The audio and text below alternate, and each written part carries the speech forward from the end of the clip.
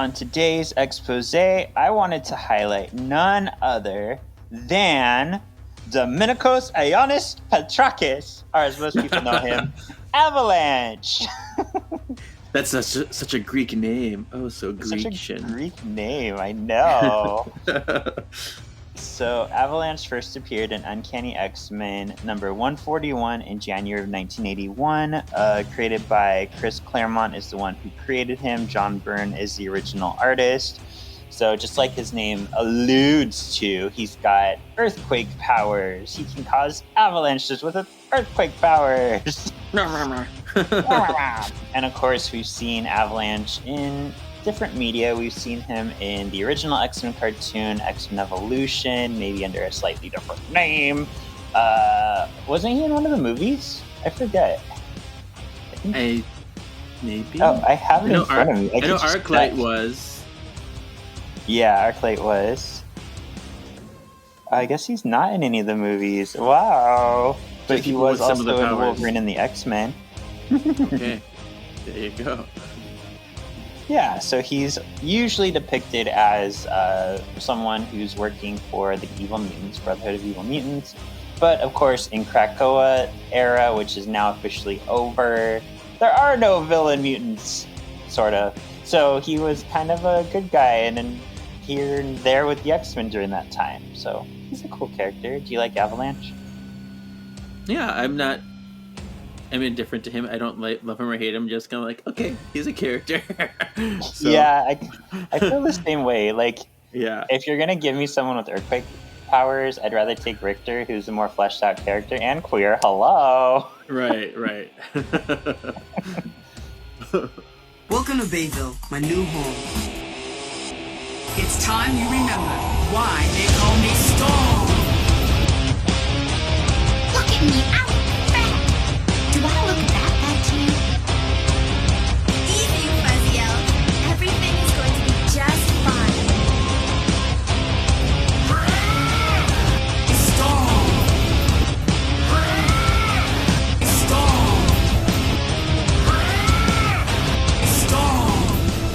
That was tight. I give it 2 thumbs up.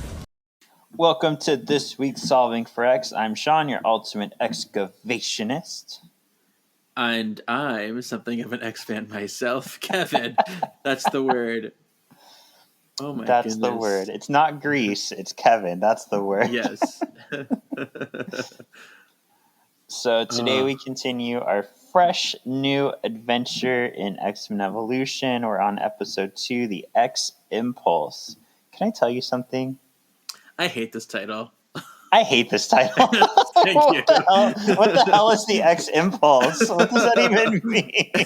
It's so stupid. It's like they took the original names and I don't know what they did. Because did you see the original names for this episode? What they were supposed to be? No, what was it? There was 2. It was going to be originally titled the Shadow Cat or the Wacky Cat. I like the Wacky Cat. I know, like, where'd that come from? But at least it's better than the X Impulse. Like, yeah. I also saw today that this show almost had a different name. It was going to be called Children of the Atom, which, of course, is a name we see very much throughout the comics and video games. yeah. But apparently the WB said, nope, we don't want any title with the word children in it. Because this is a teenager show. This is like a 11, 12-year-old show, not a child show. Right. We're 13 and a half. We're not children anymore. This is the preteen show. So stupid. Yeah. But much in the vein of RuPaul's Drag Race, Kevin, on last week's poll, or previously on, as we call it on this show, we have a tie. We have a tie. Whoa, crazy. Crazy. So our question was, who was your most excellent player? And we said Nightcrawler, Professor X, Jean Grey, or Cyclops. Poor, naughty, bald-headed Professor X got 0 votes. No love for Professor X. Cyclops got 12% of the votes, so I guess that leaves it to the tie, which was Nightcrawler and Jean with 44% of the votes each. Okay. So yeah, that tells me people like Jean Grey a lot in this, at least in the first episode, but I think in the series. Yeah. I recently did, maybe not that recently, but I did episode of Power of X-Men with Paul, where he talked about, comparing Prue and Jean Grey, and he asked what my favorite version of Jean was, and I actually said the X-Men Evolution Jean. She's, I mean, I know it's not my favorite show, but I love her in the show. So she's so good. She is, I feel, a little more fleshed out maybe, and a little more confident than the Jean from the original animated series. Yeah. She feels like more of a real person than just like support. Right. So I get it. Even though, I love the animated series, it's like my number one cartoon of all time. But yeah, better Jean in Evolution. Cool. So let's get into this beautifully titled episode, The X Impulse. I fully understand what that means, and it's a great title. This aired 11/11/2000, written by Greg Johnson and Rick Unger, teleplay by Greg Johnson, directed by Gary Graham. Gary Graham. Oh, the alliteration. I know. He should be a superhero like Peter Parker, our Bruce Banner. Get going on it, Gary Graham. Yes. All right. Scene 1. A suburban home nestled in a safe neighborhood. A young Kitty Pryde sleeps. She dreams of flying over a city. But then she's falling over a city. She falls out of bed and wakes up in the basement. Her parents come to check on her. She insists she fell through the ceiling. And then there's like sheets through the ceiling. They're like, oh. Yeah. Oh, I guess you're not lying. lying. So this is actually similar to her introduction in the comics. I remember she fell through her bed into a lower floor, and that was kind of like how she realizes she's a mutant. So I do like that they kind of stuck to the story a little bit. And you know what? Isn't that exactly what happened in X2? When the mention's being attacked, she falls through her bed. She does. You are right. So that was a callback. Look at that. And that was Kitty Pryde, actress number 2 in that movie. Yeah, Katie Stewart or whatever her name was. Yeah. Yeah. Okay. At the same instant, back at the manor, Cerebro picks up on Kitty's signature. Back with Kitty and her parents, they see the bedsheets and pillow partially phased through the floor. There they are. They're convinced something else is going on here. Back at the manor, Xavier orders the team to prep the Blackbird. Yay. So, we're going to get a Buffy reference in this episode. I'll tell you that now. But the creators admitted to being huge Buffy fans, and they were hugely inspired by Joss Whedon. And what's funny about Joss Whedon, this is a whole like Ouroboros situation where Joss Whedon was inspired to make Buffy the character because of Kitty Pryde, because he liked how Kitty like started as kind of an idiot and turned into a confident woman, and she could stand on her own, and she was a badass. So he kind of modeled Buffy off of her. And then so this show, they loved Kitty because she was the inspiration for Buffy. So they were inspired by Buffy, inspired by Kitty to make this Kitty. Oh, Inception to the max. Yes, Inception. And then he writes Astonishing X-Men, which features Kitty pretty heavily. She makes the ultimate sacrifice in that series. So, yeah. Yeah, and when he did Astonishing X-Men, I guess I won't gush too much because we'll cover it eventually, but he paid attention because Kitty hadn't been in the X-Men for a while, so the fact that like she was returning to them was cool. The fact that like Colossus cheated on her all the way back in the 80s and nobody ever like talked about it, like that was cool that was brought up. Like he kind of tied a lot of the loose ends together. I need to reread those. Yeah, they were good. Mm-hmm. All right. Later at Bayville High School, Kurt is running late. He pulls a teleportation trick to make up for time. He runs right into Principal Doc Home, who tells him one more tardy he will be given after school class. After school. And here she is just like, on a rampage again. It's like, Mr. Wagner! Rah, rah, rah, rah, rah. I know, for her, like, secretly being a supervillain, she has so much time to work at this school and just be such a terror to these students. She sounds like, I don't know if you ever heard The Lightning Thief, the Percy Jackson musical. No. There's a teacher there that's actually like, a demon, whatever. It's like, Percy Jackson! It's like, you don't even know who your father is! Why is that? Huh? And she goes like, turns into a monster and attacks him, but she's giving me those kind of vibes.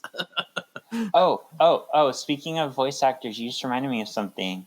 In my research today, I actually found something that validates us, because one of the reviewers for X-Men Evolution said the voice cast is great except for 3 characters they felt were miscast. I forget who one of them was, but 2 of the characters were Wolverine and Magneto. Oh. Because I remember last week we were like, why does Magneto sound like this? Yeah. Wolverine, the guy who does the voice of Wolverine is also the voice of Piccolo in Dragon Ball Z. I did know that somehow. I don't remember how I knew that. But yeah, that's fun. Yeah. Back at the Pride House, Kitty attempts to sneak out. Her mom catches her and tells her to stay home. Kitty's mom goes against her hubby's wishes and allows Kitty to go out. I just gotta say, what was up with Kitty's mom's hair? It looked like elbow macaroni. Like, I don't. Ew. It was so weird and ugly. I didn't like it.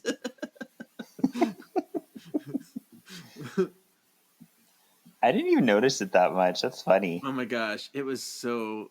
I don't know what hairstyle is. It's like atrocious. It's like Heather's meets. I don't know. It's just very 80s. Like it's not a 2000s moment. I guess that's because maybe she was a mom and she's in the 80s. She was like a teenager and she's like.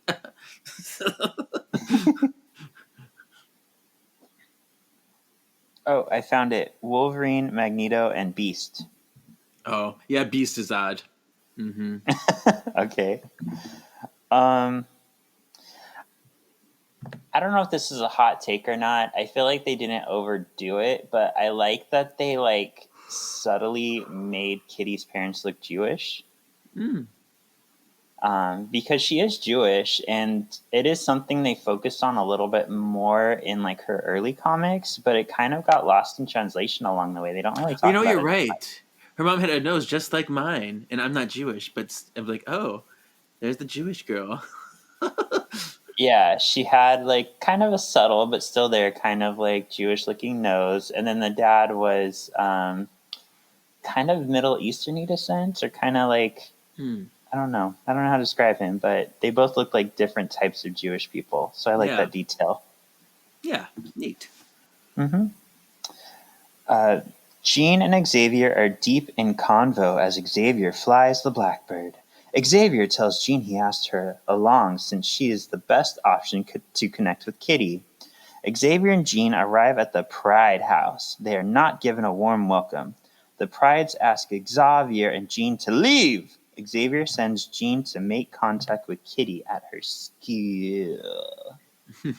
And ever since I met up with Luke again today, but ever since Luke said the Sean Connery Xavier, I cannot get it out of my mind. All I hear is Sean Connery Good. now.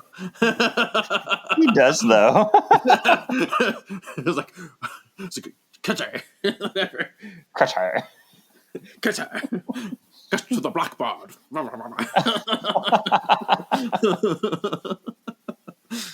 All right. Anyway, 6. Logan is in front of the manor cleaning his bike. the wind comes up and in comes Sabretooth riding a Sabretooth-themed bike. Logan dramatically dresses up. This is the Sailor Moon moment. The Sailor Moon montage of Logan dressing up. Dramatically dresses in his fighting outfit and jumps on his bike to give chase to Sabretooth. Cyclops and Nightcrawler arrive just as Logan is leaving. They decide to follow him in a cool convertible because that's so discreet. Okay, this whole scene was so random to me because Wolverine's working on his bike. He smells Sabretooth. He's suddenly on the roof. And then where does he get changed into his outfit? Is he still on the roof? Is he on the ground? I don't know. It was just like, what is going on? Yeah, just a black background. I reach into the sky and I get my glove and then I just get my boots on. You know what's funny? I didn't think of Sailor Moon as much. I thought of like the Batman movies, like Batman Forever and Batman and Robin. That makes so much more sense. That's probably what it is because it's not as like mystical, magic, girl crazy power makeup, but it was very much like yeah. And then we see him. The next time we see him, he's on the roof doing such a Batman pose. Like this is totally Batman inspired. Yeah, it had to be. Yeah. I thought of what Eric Lewald said in this scene where he said he fought to make sure like the X-Men didn't have any like themed vehicles because Sabretooth's motorcycle has a fucking tail, Kevin. It has a tail. I know. And it has his face on the front. I'm expecting. I bet you when he beeps the horn, it's like rawr, rawr. Or what if it's like Sabretooth? Saber-tooth tiger! Saber-tooth tiger! So stupid. Like, I tried to make it okay, like, because the front of the bike's not terrible. Like, it's still cheesy, but the fact that it also has a tail, like, Yeah. okay. It's so extra. Like, this is a badass, like, killer, like, riding his themed motorcycle. I love it. It's so funny. Yeah. Anyway. Saber-tooth tiger! Beckett's school. Kitty is wandering the halls in a daze. Two girls talk about Kitty from afar. As the crowd disperses, the girls push Kitty into her locker. Kitty is trapped. She hears a boy start to spray paint the lockers. As Kitty bangs on the door, there's a lot of very like suggestive words in here. She bangs on the door. He sprays the lockers. Sorry. She phases through it and knocks the tagger over. Yeah. He's excited about her power. He tells her he's a mutant too and shows her his power to make the ground quake. If there were snow, he would probably cause an avalanche. He vows to catch up to Kitty. Kevin! I'm so excited! Kevin! Pop culture moment. Pop culture moment.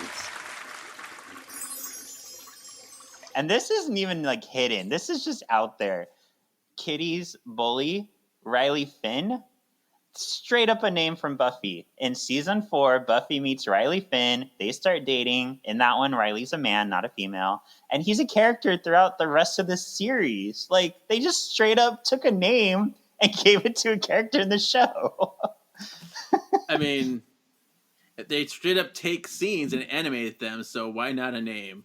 I know. For some reason, though, like, the scenes are okay. Like, you can reanimate the scenes, but, like, naming characters straight up, like, come on. It could have been Finn Riley. Which, you know what's funny about that is when I first heard the name, I was like, wait, Finn Riley. Finn Riley was in Buffy, but no, it was Riley Finn. That's funny. I knew they called him Riley, but for some reason I thought his first name was Finn. Yeah. Mm-hmm. Oh, do you want to talk about Lance? Oh, yeah. Let's talk about Lance. Okay. So we talked about this in the beginning. So the Avalanche is Lance Alvers, which I just realized Alvers is probably like alluding to Avalanche. Alvers? I don't know. Maybe. But yeah, that's what they named him instead of Dominikos Ioannos Petrakis. That sounds like a Harry Potter spell. I know it does. So it's weird to me though that so far we have Toad and we have Avalanche, who both were named something different. Like, do you have any thoughts on this? Does it bother you? Is it okay? Why do you think they did this? I don't know. Like, just to be, I don't know, easy. Although, I gotta say, we were saying Toad's name wrong last episode. It's not Toad, it's not Todd Todansky, it's Todd Tolansky. Tolansky. Okay. My bad. Yeah. So, like, oh, yeah, okay. But, yeah, I don't know why they decided to change the names. Yeah, I don't know. To me, like, the Toad one wasn't as bad to me. It's whatever, but I don't know. This one kind of bugs me because you have this very, like you said, very Greek name, very ethnic name, and you change it to Lance. Yeah, and Like, he did it kind have of takes on a flavor. Didn't he? He did have like a easier way to say it. We keep the same name, but they made it more digestible too. Didn't he have another name that he used? What was it? I don't know. Like in the comics, you mean? Yeah.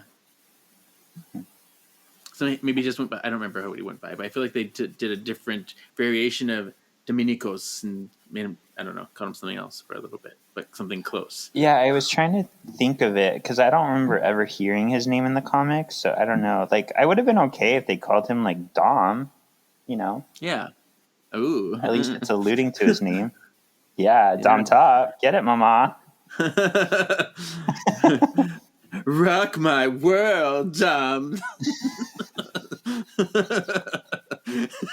Oh no. I mean, that's exactly the phrase he uses in this episode. I'm like, oh, True. okay, yeah. All right, anyway. 8. Later, at PE, the lesbian PE teacher pretends to be a statue as all the students run. We don't want to waste money animating her. She's insignificant. Right. Kitty is tardy because she was in the locker and sent to the jump along first. A little ways away, Avalanche and his friends are planning on busting into their classroom, and well, into the is it the office, right? Or they changed their mind. Our office, yeah. I put classroom. Busting into the office to steal the test answers. Avalanche tells them he plans on using Kitty to snatch the answers. Well, he's just like, I've got a secret plan and I'm looking at her, but I'm not going to tell you what that is right now.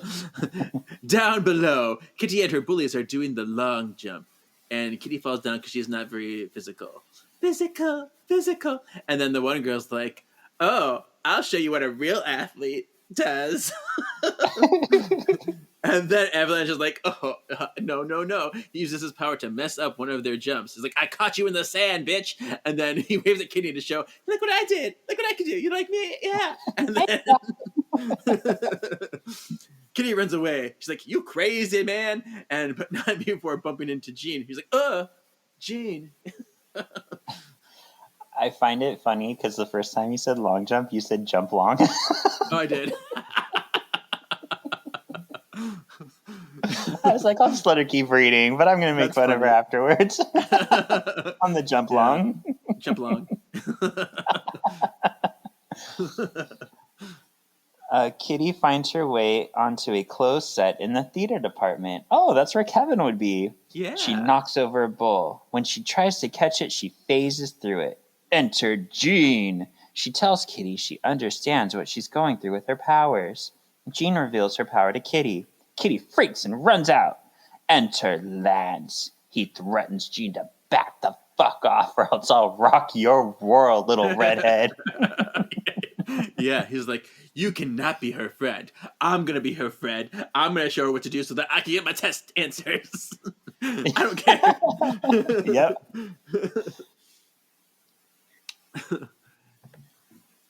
Scene 10. Lance catches up with Kitty. He starts to connect with her. They bond over their fear and rejection from their parents. Outside the school, Gina's on the phone with Xavier.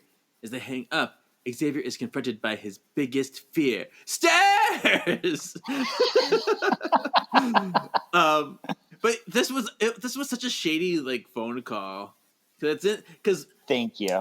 because the scene before was like it was really nice, and Jean was like trying to connect with her, and it was like this really nice moment. And then you put Xavier there. He's like, "Oh, make sure she's on our side because we need her. We're like very undercover, and we're just using like do whatever it takes necessary, whatever." And then like it just felt like not it made that whole scene before seem less authentic, which is not what I think they were going for. But I'm really glad you said that too, because I put it makes Xavier seem creepy because he's like manipulating the lives of these teenagers. Like he's an adult being like, no, pull her away from him. Like, dude, I'm like, this is weird. And it makes him right. seem almost culty. Mm-hmm. Like she can choose who he wants to be with or not be with. Like I don't know. Don't force her to come to you. It's stupid. Right. And I feel like that's what Xavier from the original show would have done. He would have been like, I don't know, not as straightforward about it. Like, we need to help her see our side or like at least show her, but not like you must stop her. Like it makes him seem like the villain. Mm-hmm. Yeah. Later, in a parking garage, Scott and Kurt continue their pursuit of Logan. They find him on top of a parking garage. Just then, Sabretooth catches up with Wolverine as well. Wolverine pops his claws and goads Sabretooth into a fight. As Sabes charges at Logan on his bike, Logan cuts the front wheel off. The bike lands on Scott's car. The bike goes.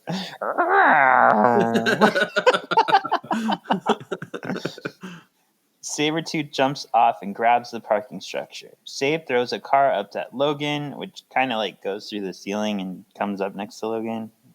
Logan falls to the floor below, and Sabe traps him between a car and the wall. Psyche and Nighty come into Wolvie's aid.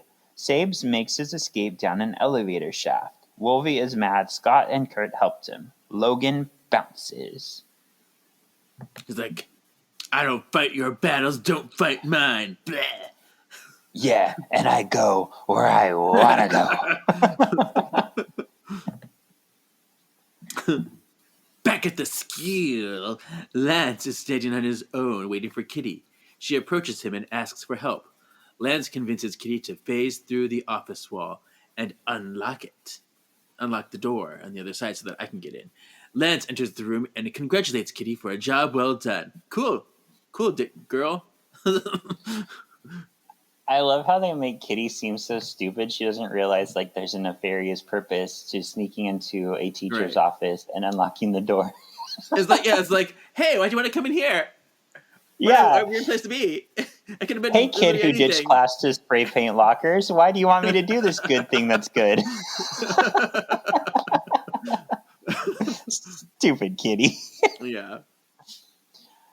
Outside the office, Jean meets up with Xavier and Kitty's parents. She tells them about She tells them about breaking into the office. I thought this was really fucking weird too. Like, hey, I'm gonna get closer to you by tattling on you to your parents.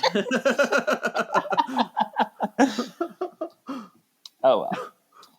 Xavier orders Jean to go stop Kitty. Again, orders her to go stop Kitty. Back in the office, Lance. Whenever I hear Lance, I think like gay person. But Lance and Sergio are such gay names. I've got a lisp, and it's so gay. I'm sorry if we have any straight people named Sergio or Lance. I'm not coming for you. I respect your name, but those are like stereotypical gay names.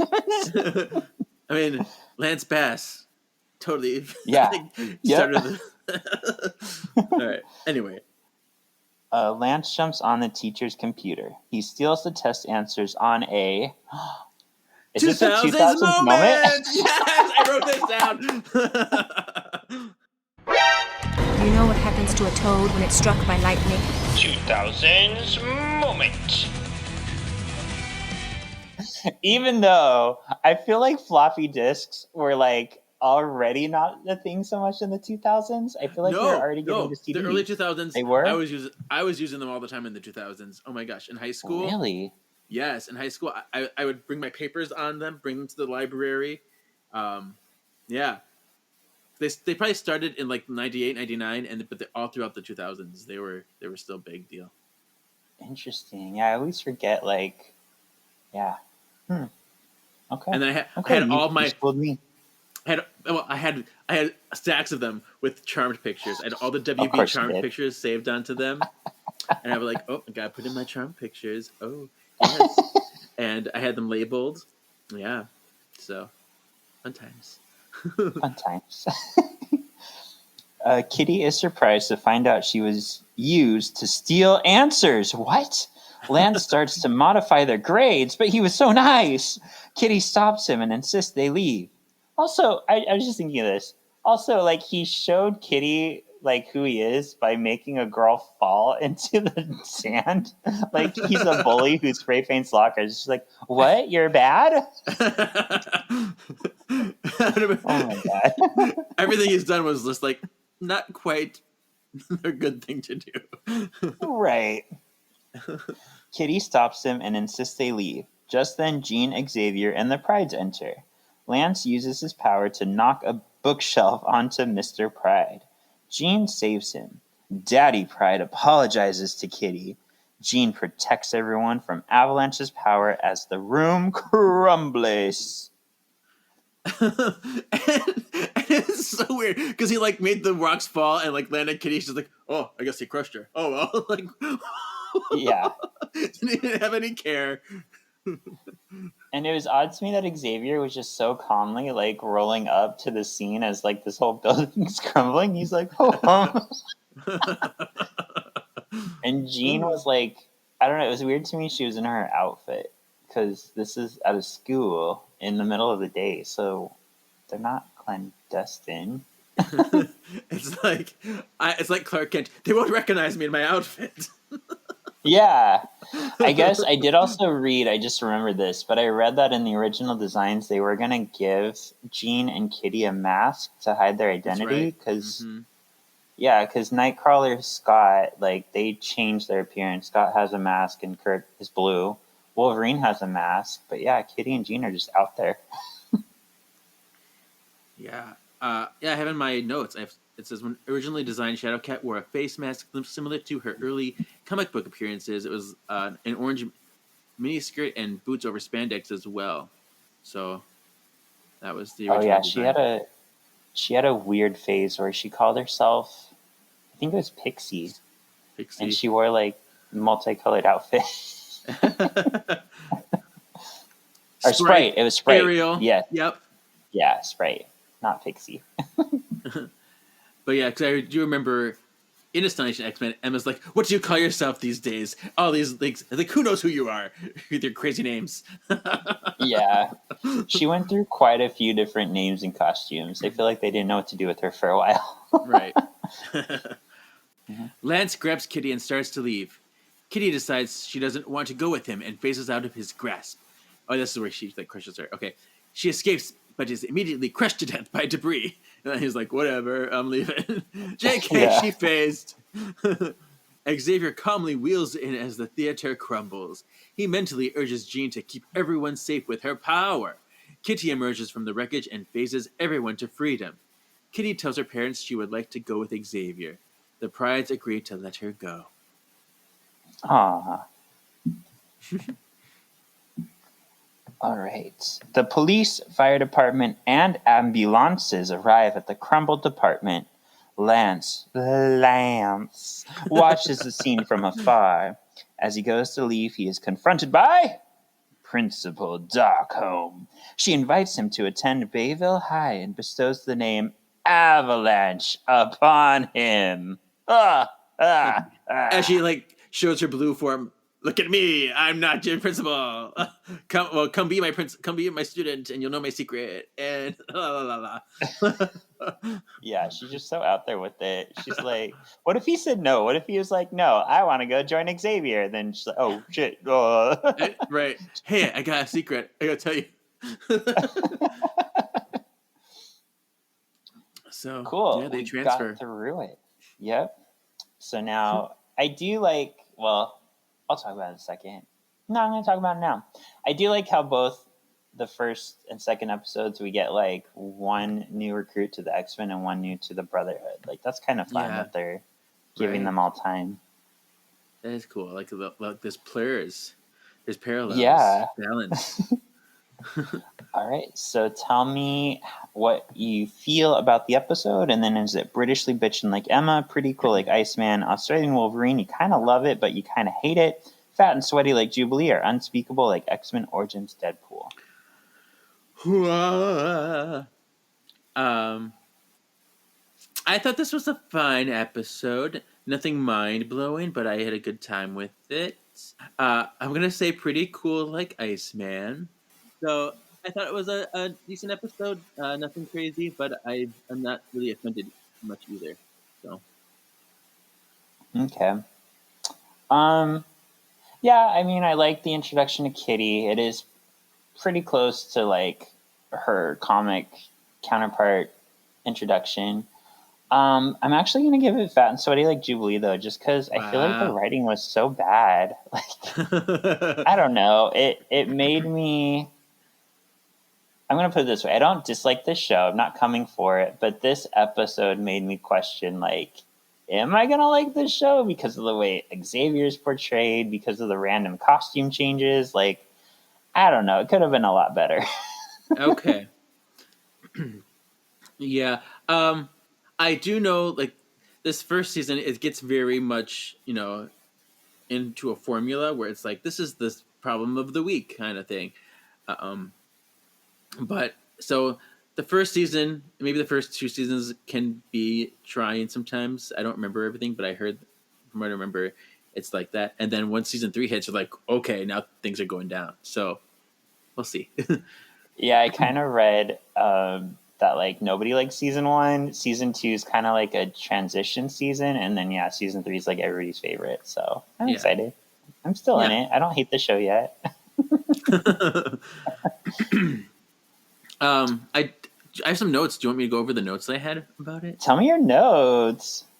Um, Avalanche was actually modeled after Richter. They didn't use Richter, but they modeled his look after him. Ah, that's cool. That's fine. Yeah, his hairdo, civilian wardrobe, and some of his attitudes are molded from Richter, apparently.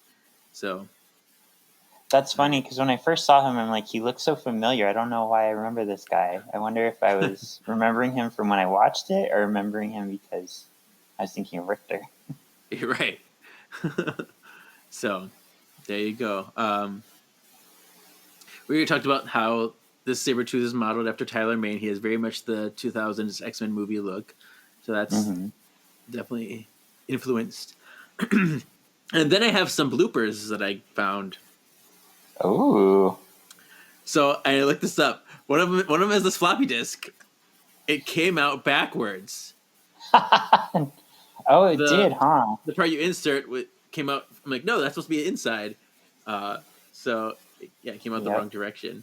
That's funny. Nobody noticed that because these are a bunch of nerds animating this. There's no like cool people in animation, and I say that as an animation student, so I can say that. Yeah.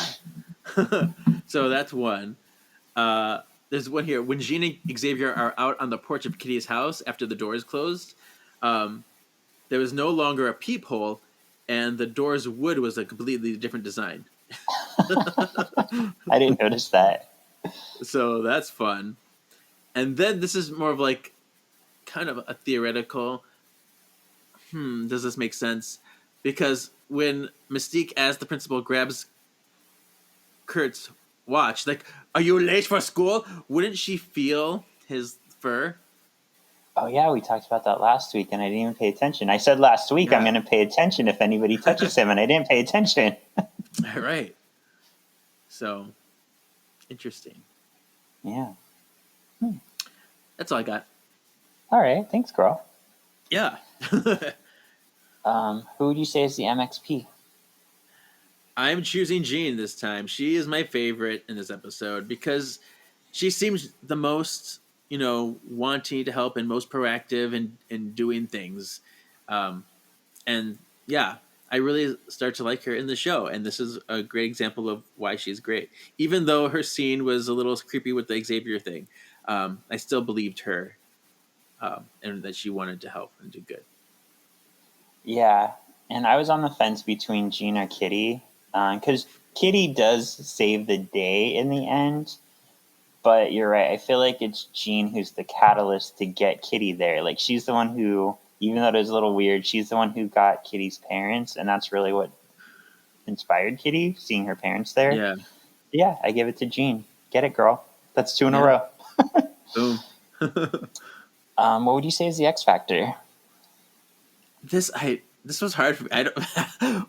What is the X factor of this one? Do you want me to go first? Yeah, because I have no idea. I can't think of one that really stands out. Mine is Kitty, and I say that because she got shafted all through the 90s show. So the fact that this character, who's such a big deal at X-Men, wasn't even a bit of the original cartoon, and That is rumors. Yeah, well, the heavy rumors is that Pride of the X-Men did so bad that Fox didn't want Kitty in their cartoon at all. So yeah, the fact that they were brave enough to put her in X-Men Evolution and make her like pretty much the main character, I think that's pretty cool. Yeah, I do really like Kitty in this series too. I talked about last episode how I like her dorkiness, and I like, her clumsiness and awkwardness, and her Kimberly Hart kind of persona. Yeah. Pterodactyl, and then Saber-tooth tiger.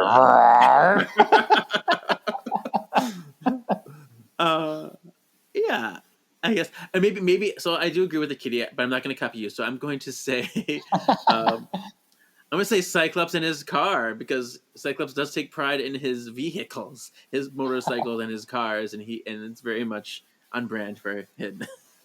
You said pride. He takes pride. I get it. I stuck it in there. Not the first time, you pervert. No. Cool. So for the previously on, I want our listeners to tell us, which name do you like better? Dominikos Ioannis Petrakis or Lance Alvers? It reminds me of in The Producers when he's like, Jacques Lepetu,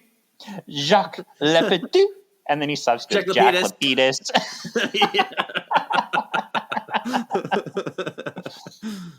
Good times. So obviously, I like the Dominikos name better, or Dominikos, I think is how you would say it. And I did see on his blurb real quick, he was Greek. So you were right on the money. It is a very Greek name.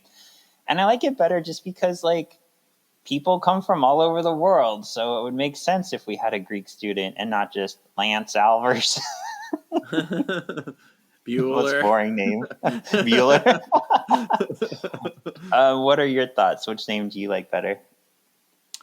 I mean, I know which one's sexier. it's the Greek one, yes.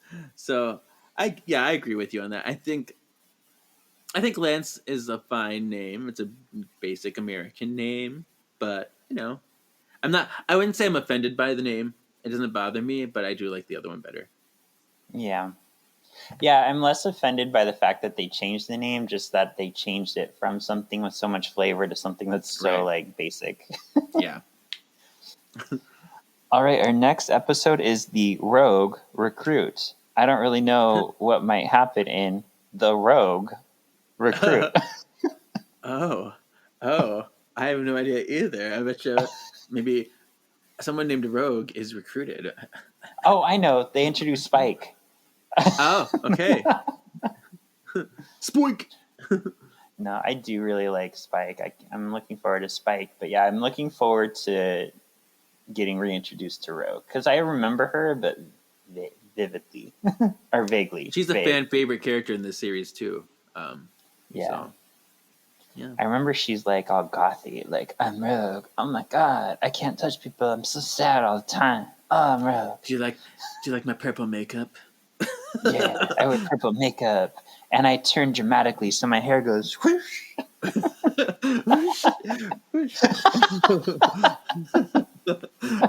that song? Like, I always think of the Cherry Tree song. Woo-hoo. Nice. You're weird. I'm so weird. And I would have it no other way. That's why we work. Exactly. The things that come into my brains. Yep. Kevin. Yes. You know what I'm going to ask. Just tell us. Just tell us. You can follow my personal Instagram, KJEEZY87, or follow the other podcast that we do, Words of the Witches. I just released a bonus episode tribute to Shannon Jewelry, who passed. This was a very crazy weekend for both of us, I think. So, but yeah, we have a nice, beautiful, maybe kind of sad episode there if you feel like listening. Yeah, I know. And I knew right away. I was like, oh no, I have to check in with my Kevin. I knew you'd be very affected by that. So, Yeah. sorry. Yeah. Thank you. Yeah. And it was fun because I had kind of a learning moment with my mom because she was kind of like how I used to be, where she's like, wasn't she a bitch anyway? And I was like, actually. And I schooled her. Thank I you. was like, she was just very passionate. And I told her anytime a woman knows what they want and they're passionate about it, they're labeled a bitch. But if a man is that way, they're labeled strong-willed. So, yeah. Good. Yeah, I addressed that on the episode because I've fought with people many times over the years about that. So Yeah. And I'm sorry that you had to go through that. I was very sad by that news too. yeah, it's so crazy. It's like, Yeah. how is this real? Yeah. Well, on a lighter note, you can also find me on Instagram or TikTok under Shawn Porrett, and you'll find random pictures, videos, things related to this show or any of our other podcasts, my book, or any other products that we do. Thank you for listening, and we'll see you next week for the Rogue Recruit. I almost didn't say recruit, right? Stay recruit.